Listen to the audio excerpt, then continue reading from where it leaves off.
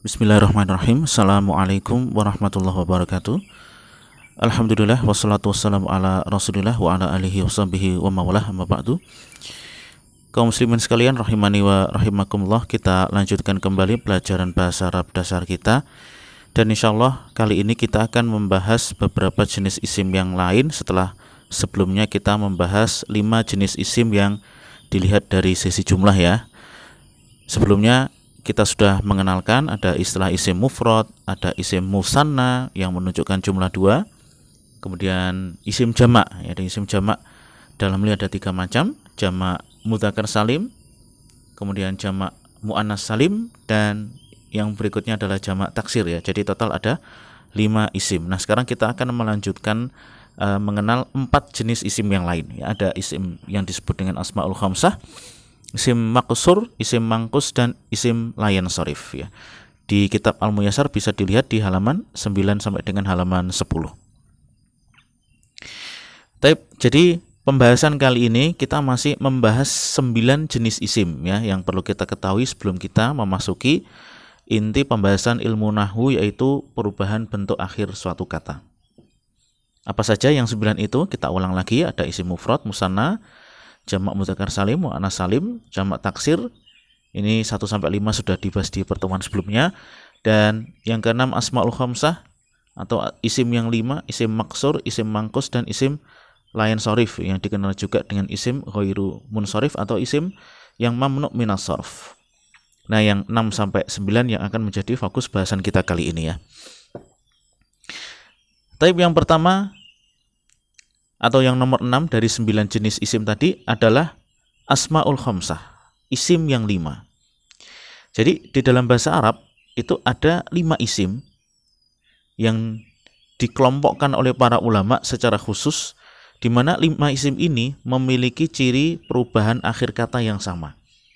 Ya, jadi ada 3 model perubahan pada setiap kata, dan kemudian setelah dikumpulkan di dalam bahasa Arab itu ternyata ada 5 yang memiliki perubahan yang sama. Titik kesamaannya adalah yang pertama sama-sama memiliki 3 bentuk variasi ya. Ya, ini kalau kita lihat sekilas saja, misalkan ini kata yang pertama abu yang berarti bapak ya. Abuka, abaka, abika. Yang pertama, variasi pertama abu ini menggunakan waw. Variasi kedua menggunakan alif, aba. Dan variasi ketiga menggunakan huruf ya, abi. Demikian pula 4 isim yang terakhir itu juga perubahannya ternyata sama. Perubahan pertama menggunakan waw, kedua menggunakan ya, alif, yang ketiga menggunakan ya. Akhuka, akhoka, akhika, hamuka, hamaka, hamika, fuka, faka, fika, dhu, dha, dhi ya. Jadi itu titik kesamaannya, sama-sama memiliki 3 bentuk variasi, yaitu waw, alif, dan ya. Perlu diketahui bahwasanya abuka itu terdiri dari 2 kata ya. Abu, bapak, ka artinya kamu, bapakmu ya. Dan di sini sekaligus kita menjelaskan titik kesamaan yang kedua adalah sama-sama harus bersambung dengan kata yang lain yang menunjukkan pemilik atau sesuatu yang dimiliki. Ya, pemilik contohnya ya abuka, akhuka, hamuka, fuka. Ya, abu artinya ayahnya si fulan. Akhu sekian, misalkan di sini akhuka artinya adalah saudaramu ya.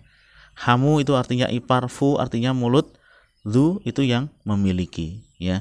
Abuka bapakmu, akhuka saudaramu, hamuka iparmu, fuka mulutmu. Dhu itu yang memiliki ya. Ini disambung dengan sesuatu yang dimiliki apa? Harta misalkan, dhu malin ya. Kalau punya misalkan punya ilmu ya dhu ilmin ya. Jadi sama-sama harus bersambung dengan kata lain yang menunjukkan pemilik atau yang dimiliki ya. Jadi yang titik-titik ini bisa bersambung dengan terserah siapa yang mau disebutkan sebagai pemiliknya. Ya, ini ayahmu, saudaramu, iparmu, mulutmu yang punya harta. Nah, contoh yang lain ini seperti ini ya. Jadi kata-kata belakangnya ini bisa diganti. Yang huruf K ini kan menunjukkan pemilik ya. Misalkan Abu Muhammad, bapaknya Muhammad. Akhu Muhammad, saudaranya Muhammad, Hamu Muhammad, ya, iparnya Muhammad, Fu Muhammad, mulutnya Muhammad, Dzu ilmin, yang memiliki ilmu. Ya, ini asmaul khamsah ya, totalnya ada 5. Nah, ini dihafal seperti ini ya, Abu, Akhu, Hamu, Fu, dan Dzu, ya, disebut sebagai asma al khamsah, isim yang 5. Isim yang memiliki ciri perubahan bentuk akhir kata yang sama, ya, dengan waw, alif, dan dengan ya. Taib ya, moga-moga sampai sini bisa dimengerti. Di sini kita tugas kita awal untuk mengenal yang namanya asmaul khamsah dan bentuk-bentuk perubahannya. Taib, berikutnya kita akan melanjutkan lagi jenis isim yang ketujuh, disebut sebagai isim maqsur. Al ismu al maqsuru, ya, kita lihat perkataan muallif hafizallah, huwa kullu ismin mu'rabin, adalah setiap isim mu'rab akhiruhu alifun lazimatun, yang diakhiri oleh alif lazimah. Contoh, al-fata, pemuda, al-wusta, yang tengah, Mustafa, yang terpilih, al-huda, petunjuk, Musa, ya, seorang bernama Musa, Isa. Nah, ini adalah contoh-contoh isim maksur diakhiri oleh alif lazimah, ya. Apa yang dimaksud dengan alif lazimah? Kita lihat di catatan bahwa alif lazimah artinya itu alif asli, bukan merupakan alif tambahan, ya. Contoh yang alif tambahan itu seperti pada isim musanna, ya. Ingat kemarin, untuk menjadikan suatu isim menjadi jumlah 2, apa yang kita tambahkan dari isim mufrad? Ya, menambahkan alif dan nun ataukah ya dan nun. Maka alif dan nun, alif itu adalah alif tambahan, bukan alif asli. Sedangkan di sini ini adalah alif memang bagian dari kata tersebut asli, tidak mungkin bisa dihilangkan. Dan kemudian yang catatan kedua yang perlu kita perhatikan bahwasanya harokat huruf sebelum alif lazimah itu pasti fathah. Ya, pasti fathah. Kenapa? Ini ada kaitannya di nomor 3 bahwasanya alif itu adalah huruf mat, artinya harokatnya itu sukun. Kalau bisa dibaca a, i, u, maka itu adalah hamzah. Ini banyak orang masih belum tahu ya. Hamzah itu beda dengan alif. Kalau hamzah itu bisa berharokat a, i, u, ditomah jadi u, di fathah jadi a, di kasroh jadi i. Sedangkan alif itu hanya menerima sukun, yang artinya dia adalah huruf mat untuk perpanjangan fathah. Kalau yang hamzah tadi bisa lengkap ya, di sukun juga bisa. Nah, makanya di sini sebelum alif itu pasti adalah fathah, karena memang gandengannya sama itu. Al-fatah, al-wusta, ya, jadi huruf-hurufnya sebelum alif ini ta, sebelum alif ini to. Yang keempat, catatan yang perlu kita perhatikan juga, penulisan alif lazimah terkadang berbentuk seperti huruf ya, tetapi tanpa titik, ya. Ini seringkali orang bilang alif bengkok atau alif bengkong, ya. Sekilas seperti huruf ya, tapi sebetulnya ini adalah alif, ya. Ini alif, bukan huruf ya. Ya, yang membedakan pertama, kalau huruf ya itu bertitik, kalau ini tanpa titik, ya. Ini tanpa titik. Yang kemudian yang kedua sebelumnya adalah fathah, ya. Nah, ini bedanya alif dengan ya, ya. Jadi alif ya, alif kalau ya itu ada titik, alif nggak ada titiknya. Ya nggak mungkin ditulis lurus seperti alif, tapi kalau alif masih bisa seperti ini, ya, disebut sebagai alif bengkong. Kemudian berikutnya, isim mu'rab adalah isim yang dapat berubah bentuk akhirnya. Ya, jadi isim maksur itu bisa berubah bentuk akhirnya. Nah, ini catatan mengenai isim maksur ya. Jadi cukup gampang untuk mengenalnya. Jadi diakhiri oleh alif lazimah yang sebelumnya fathah. Taib ya. Memang kata-kata insya Allah nanti kalau kita semakin banyak mentelaah, makin banyak membaca, akan makin mudah bagi kita. Oh, ini adalah isim maksur.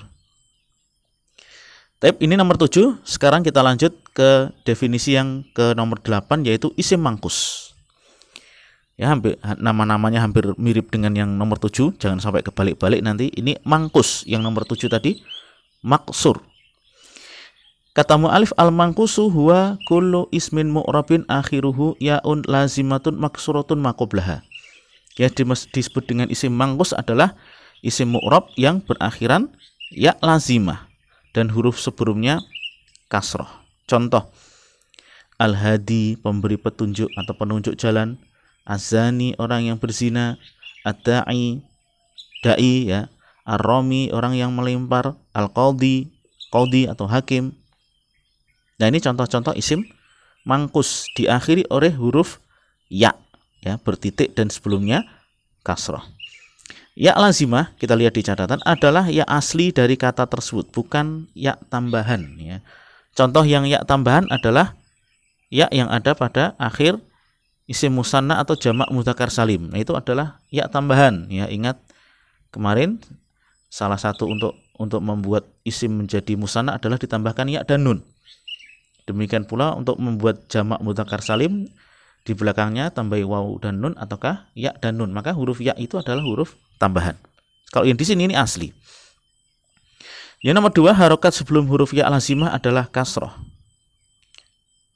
Yang ketiga, isim mu'rab adalah isim yang dapat berubah bentuk akhirnya. Jadi nanti akan dijelaskan setelah kita mengenal 9 jenis isim ini, perubahan-perubahan yang terjadi di akhir itu apa saja di sini. Ya. Taib ya, ini istilah yang ke-8 isim mangkus ya. Hampir mirip dengan nomor 7 tapi beda ya. Yang satu tadi maksur itu alif berakhiran alif. Kalau yang mangkus ini berakhiran huruf ya. Taib, kita masuk yang ke-9, yang terakhir dari 9 jenis isim yang perlu kita ketahui. Namanya isim la yansharif atau ghairu munsharif atau mamnu' minas sharf. Kata beliau, huwa al-ismu alladhi la yadkhulu alaihi tanwinu. Isim la yansharif adalah isim la yadkhulu yang tidak masuk alaihi padanya at-tanwin. Yaitu isim yang tidak dapat menerima tanwin. Contoh, Aisyatu, seorang bernama Aisyah, Fatimatu, seorang bernama Fatimah, Ibrahimu, Ismailu, Sulaiman, Usmanu, Salmanu, Maryamu, Yusufu, Zainabu. Nah, ini namanya isim la yansharif. Apa yang disebut dengan isim la yansharif? Tidak bisa menerima tanwin. Ya. Perlu diketahui bahwasanya isim itu hampir semuanya menerima tanwin. Kalau misalkan nggak kemasukan al, masuk tanwin ya. Muhammadun ya. Muhammadun itu menggunakan tanwin. Baitun, rumah. Kalau ada al, tanwinnya hilang. Al baitu. Tapi di sana ada isim-isim yang nggak bakalan kemasukan tanwin. Isim itu disebut sebagai isim la yansharif ya.